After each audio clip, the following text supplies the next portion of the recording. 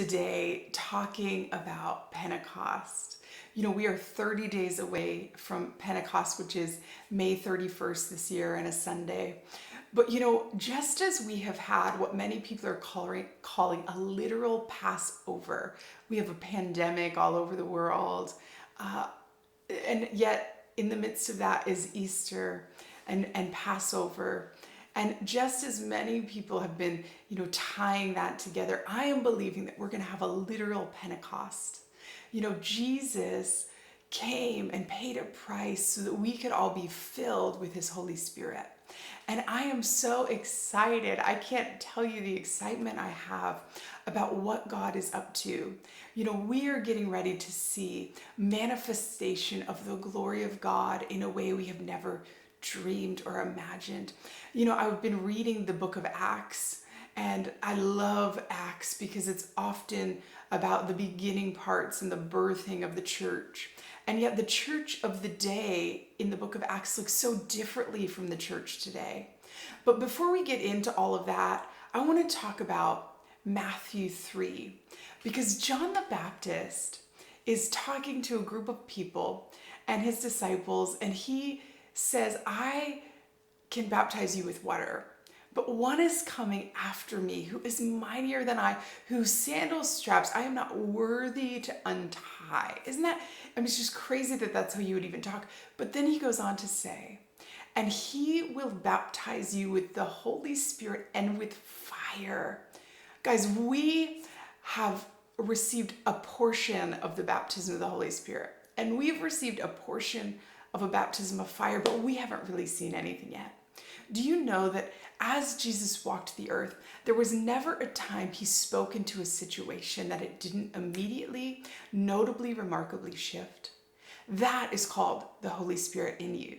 And that's what God's trying to do with each and every one of us. He's looking for a people who will lay down their lives and say, you know what, I'm going to give it all for the gospel. And in the midst of saying, I'm going to give it all for the gospel, a people who will walk as he walked, a people who will love as he loved, a people who can carry the glory like he carried the glory. And I just want to encourage you, because we've got 30 days until Pentecost. And I'm believing this is going to be literally the best Pentecost yet.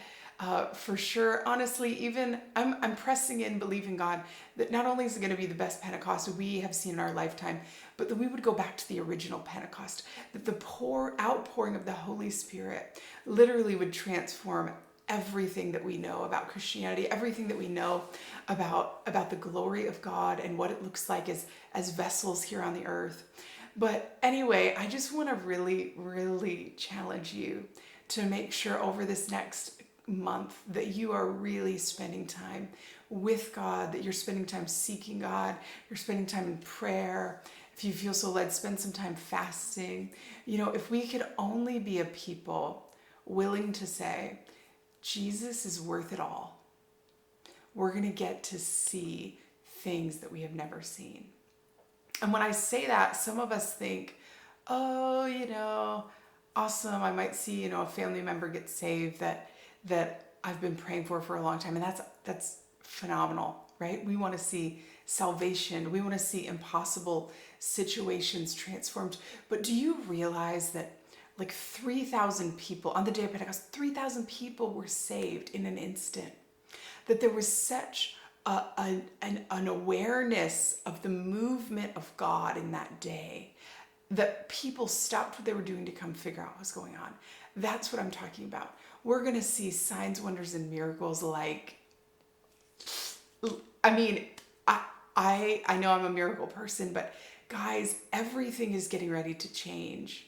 And I just want to encourage you not to spend time doing what you've always done, expecting the same result. Get on your face before God, fast and pray. Really get into the Word. If you're trying to figure out what to get into the Word, get into the book of Acts.